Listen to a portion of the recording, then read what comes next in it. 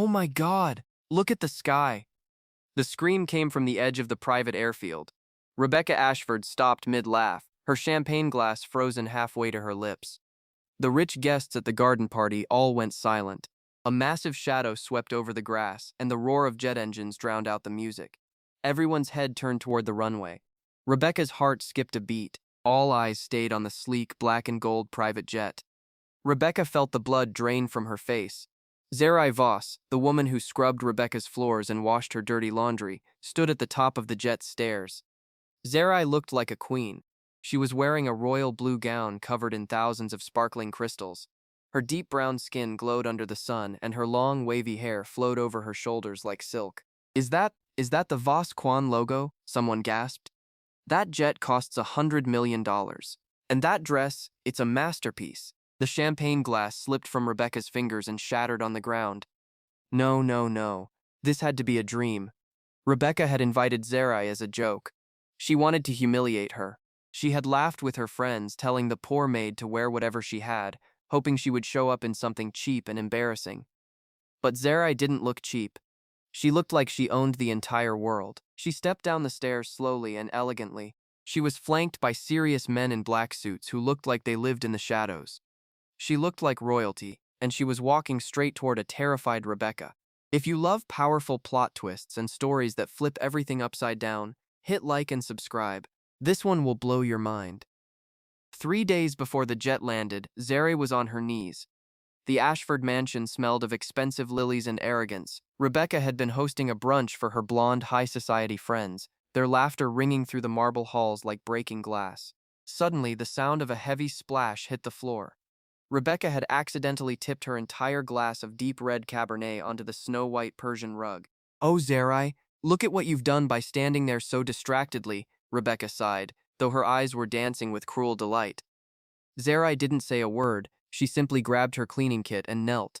As she scrubbed the stubborn red stain, she could feel the heat of their judgmental stares. Rebecca leaned over, the scent of her expensive perfume filling Zerai's lungs.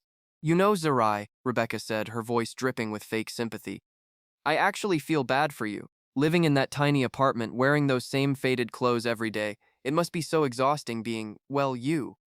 Her friends giggled behind their manicured hands. Rebecca reached into her designer handbag and pulled out a gold-trimmed envelope. She dropped it onto the damp, soapy spot on the rug right next to Zerai's hands. "My husband and I are hosting a very exclusive party at our private airfield this Saturday," Rebecca continued, a mean smirk growing on her face. "Only the top 1% of the 1% will be there.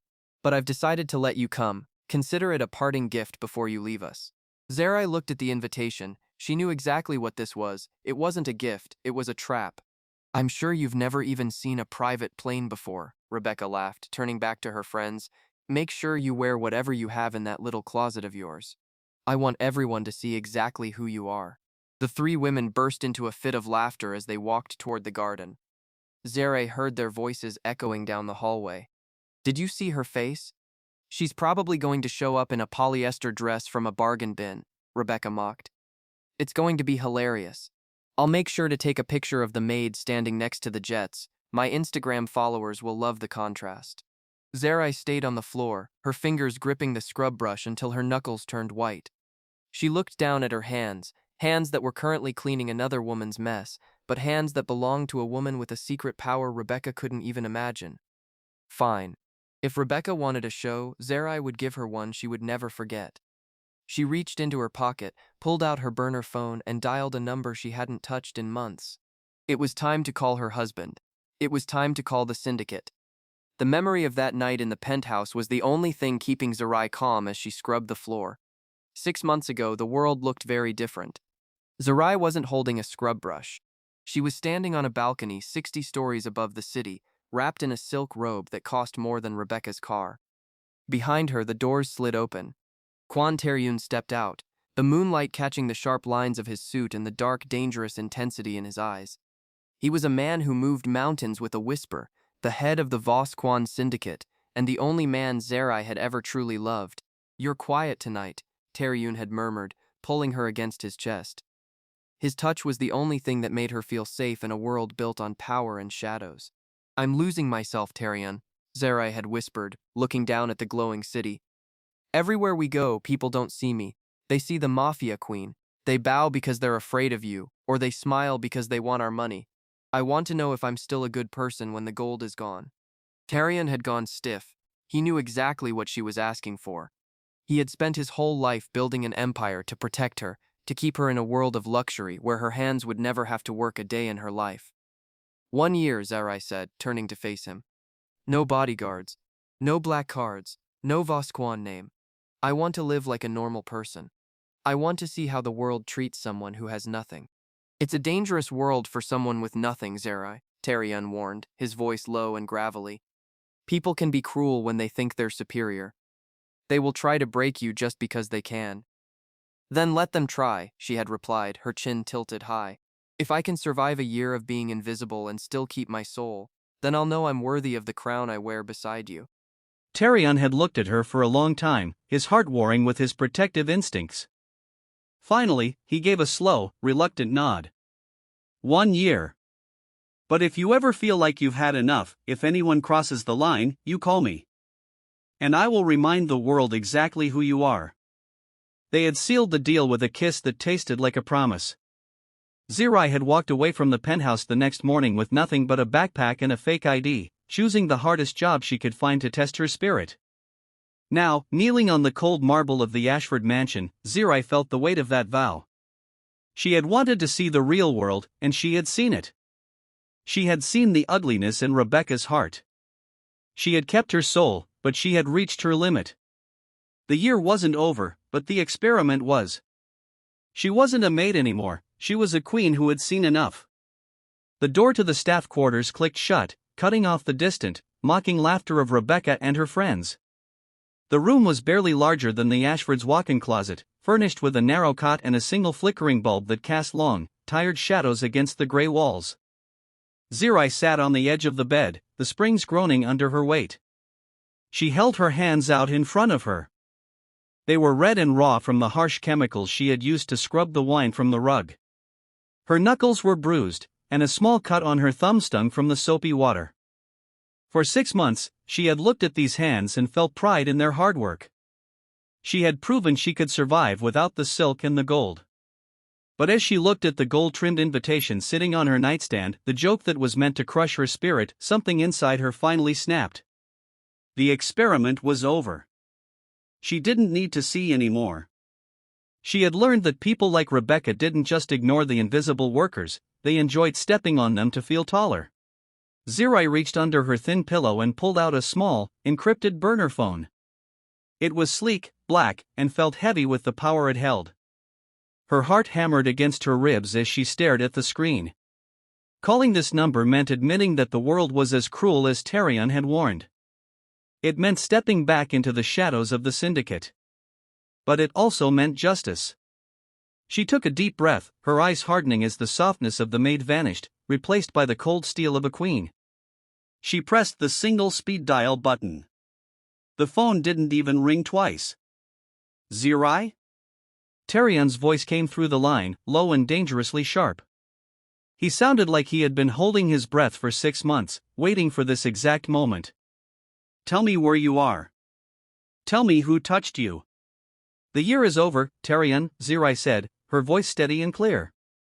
She looked at her bruised hands one last time and made a fist. I'm at the Ashford estate. Rebecca has invited me to a party at their airfield this Saturday. She wants to show me the high life as a joke. There was a long silence on the other end, the kind of silence that usually preceded a storm. When Tarion spoke again, his voice was like ice. An airfield, he repeated. How fitting. I'll make sure she sees exactly how high the sky goes, my queen. The Vasquan fleet is already moving. Just wait for the sound of the engines. Zerai hung up and tossed the phone onto the bed. She stood up, walked to the small cracked mirror, and wiped a smudge of dirt from her cheek. For the first time in months, she didn't see a maid. She saw a woman who was about to burn a billionaire's world to the ground. Thousands of miles away, in a glass tower that pierced the clouds, the air in the room suddenly turned freezing. Tarion sat behind a desk made of obsidian, his eyes fixed on the burner phone he had just put down. For 6 months, he had honored Zerai's wish. He had stayed away. He had let her walk through the world alone, even though every instinct he possessed told him to surround her with an army. But the game was over. Someone had tried to humiliate his queen, and that was a mistake nobody survived. He pressed a button on his intercom. "Activate the protocol of the queen," he said, his voice as sharp as a razor. "I want the fleet in the air in 10 minutes. Divert the $100 million custom jet from the London hangar to Seoul immediately. I don't care about the cost. Clear the airspace." Within seconds, the silent power of the Vasquan syndicate roared to life. In a private hangar, 3 of the world's most famous stylists were pulled from a fashion show and hustled onto a transport plane. A mahogany case was brought out from a high-security vault. Inside was a royal blue gown hand-stitched with 5,000 rare crystals, a dress so expensive it had its own security detail. Tyrion stood up and walked to the floor-to-ceiling window. He watched as black SUVs began to line up in the courtyard below, filled with men who moved like ghosts. These weren't just bodyguards, they were the shield of the syndicate. "Sir, the flight path is confirmed," his lead assistant whispered, stepping into the room. "We will land at the Ashford airfield exactly at the peak of their party." Tyrion adjusted his cufflinks, a dark, lethal smile touching his lips. He thought about Rebecca Ashford, a woman who thought her husband's tech millions made her powerful. She had no idea she was playing with a fire that could turn her entire world to ash. "She told my wife to wear whatever she had," Tyrion murmured to the empty room. "Fine. We will show her exactly what Zerai Voss has." He grabbed his coat and headed for the elevator. The world was about to be reminded that you should never mistreat a woman who has nothing to lose, especially when her husband has everything to give. The storm was coming to the Ashford airfield, and it was painted in Vasquan black and gold. The sun was beginning to dip, casting long, golden shadows across the Ashford's private airfield. The garden party was in full swing, filled with the clinking of crystal and the soft hum of high society gossip. Rebecca Ashford stood in the center of a circle of women, her bright red dress shimmering like a fresh wound against the green grass. She checked her diamond-encrusted watch and let out a sharp, mocking laugh. "Still no sign of our guest of honor," Rebecca said, tilting her head back to finish her drink.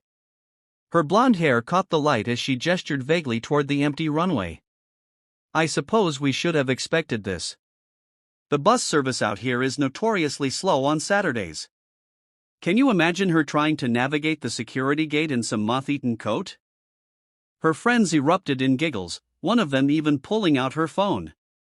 "I've been waiting for hours to get this on camera," the woman whispered. "The maid at the airfield. It's going to be the most viral thing I've ever posted. I hope she wore something truly hideous." "Oh, she will," Rebecca promised, her eyes scanning the horizon for a taxi or a beat-up sedan. "I told her to wear whatever she had." Knowing Zerai, that's probably a polyester rag she found in a bargain bin. She's probably sitting at a bus stop right now, clutching that gold-trimmed invitation like it's a ticket to heaven. But the laughter didn't last. A low, deep vibration started in the ground, rattling the stems of the champagne flutes on the nearby tables. It wasn't the sound of a bus or a car. It was a roar, a heavy, mechanical thunder that seemed to shake the very air in their lungs. "What is that?" someone shouted, shielding their eyes from the glare of the setting sun. Rebecca frowned, looking up. On the horizon, a speck of black and chrome appeared, growing larger with terrifying speed. It wasn't a small propeller plane like the ones the Ashfords owned. This was a titan of the skies, a long-range, custom-built private jet that screamed of wealth that went beyond billions. As the massive aircraft banked toward the runway, the sunlight hit the tail fin, revealing a sharp, aggressive logo in shimmering gold. The Vasquan insignia. The wind from the massive turbines whipped across the party, knocking over floral arrangements and sending napkins flying like white birds. Rebecca stood frozen, her hand clutching her pearls as the jet's tires screamed against the tarmac. The roar faded into a high-pitched whine as the plane turned, taxiing directly toward the main tent. The engines cut out, and a sudden, heavy silence fell over the airfield. Rebecca's heart hammered against her ribs. This wasn't a bus. This was an invasion. And as the gold-plated stairs began to lower, she realized the joke wasn't on the maid anymore. The joke was on her. The golden stairs of the jet clicked into place, and the heavy cabin door swung open. For a heartbeat, there was only the cooling hiss of the engines. Then, a man stepped out into the twilight. He was tall, dressed in a black suit that looked like it had been carved from shadows, and he carried an aura of absolute, terrifying power. Quantarian didn't look at the crowd. He didn't look at the expensive catering or the stunned billionaires. His eyes were locked on one person, Zerai. He descended the stairs with a predator's grace, his polished shoes clicking sharply against the tarmac. When he reached the bottom, he stopped in front of Zerai and took her hand. He didn't just shake it, he bowed his head slightly and pressed a lingering, respectful kiss to her knuckles. "I believe you dropped this, my queen," he murmured, his voice carrying through the silent airfield like a low roll of thunder. He handed her a clutch made of the same royal blue silk as her gown. Rebecca Ashford's mouth hung open. "Tarion." "Quan," she whispered, her voice cracking. She looked at her husband, Marcus, whose face had turned a sickly shade of gray. Marcus wasn't just shocked, he looked like he was about to vomit. He knew exactly who that man was. He knew the Vasquan syndicate didn't just run the underworld, they ran the banks that held the Ashford tech empire together. "Marcus," Rebecca hissed, grabbing her husband's arm. "Do something. Tell them they can't park that thing here. Tell that woman to leave." "Shut up, Rebecca." Marcus snapped, his voice trembling with a fear she had never heard before. He stepped forward, his legs shaking, and bowed so low his forehead almost touched his knees. "Mr. Quan. We had no idea. There must be some mistake. We were just hosting a small gathering for the staff." Tarion finally turned his gaze toward them. It was like a cold wind had swept across the airfield. He didn't say a word to Rebecca. He looked directly at Marcus. "My wife tells me she spent 6 months cleaning your floors, Marcus," Tarion said, his voice dangerously smooth. "She tells me your wife thought it would be hilarious to invite her here to mock her poverty." I didn't know." Rebecca stammered, stepping back. "She was just the maid. She didn't say." "She didn't have to say anything," Tarion interrupted, his eyes flashing with a lethal light. "Her character spoke for her. Yours, however, has spoken quite loudly tonight." He turned back to Zerai, his expression softening instantly. "The Ashfords owe our family $300 million in high-interest loans, Zerai. Should I call them in tonight, or should we wait until Monday morning to watch them lose everything?" The silence that followed was deafening. Rebecca looked at Zerai, the woman she had called nothing just days ago, and realized that the maid didn't just have a $100 million jet. She had the power to end Rebecca's life as she knew it with a single nod of her head. The color didn't just leave Marcus Ashford's face, it seemed to drain from his entire life. He looked at the royal blue gown, then at the massive jet, and finally at the cold, predatory eyes of Quantarian. The realization hit him like a physical blow. His wife hadn't just insulted a servant, she had spat in the face of the syndicate. $300 million, Marcus whispered, his voice cracking so loudly it carried to the guests who were already frantically checking their phones. "Rebecca, what have you done?" "Marcus, don't be dramatic," Rebecca stammered, though her hands were shaking so hard she dropped her clutch. She's Zerai. She's the girl from the shoe closet. She probably tricked him." Marcus turned on her then, his face twisting into a mask of pure rage. He didn't care about the cameras or the elite guests watching their downfall in real time. "Tricked him?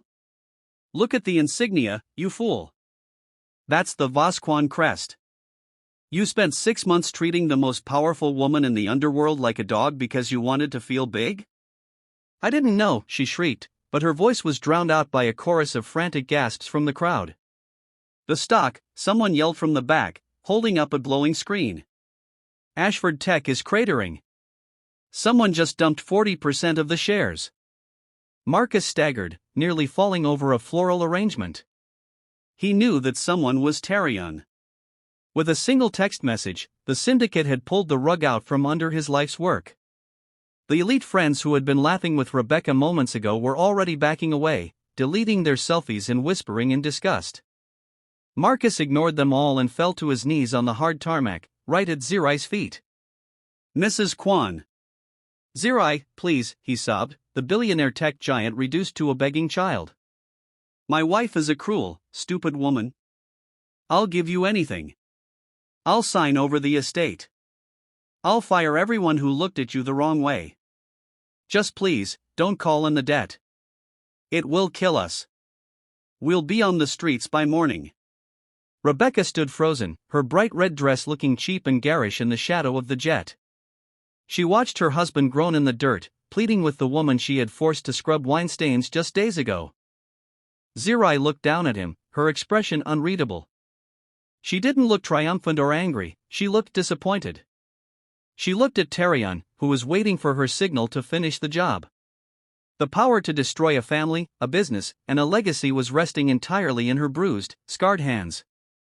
"You're right, Marcus," Zerai said, her voice quiet but cutting through the wind. "She is a cruel woman. But you watched her do it. You let her treat people as invisible because it made your life easier." She stepped back, letting the hem of her $2 million dress brush against Marcus's reaching hands. The Ashford empire wasn't just crumbling, it was being erased.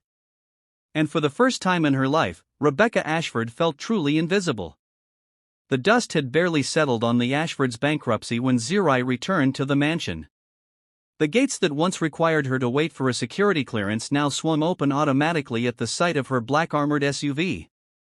The house was quiet, the army of caterers and elite friends having vanished the moment the money did. Zerai walked through the front door, her heels clicking against the marble she had spent months polishing.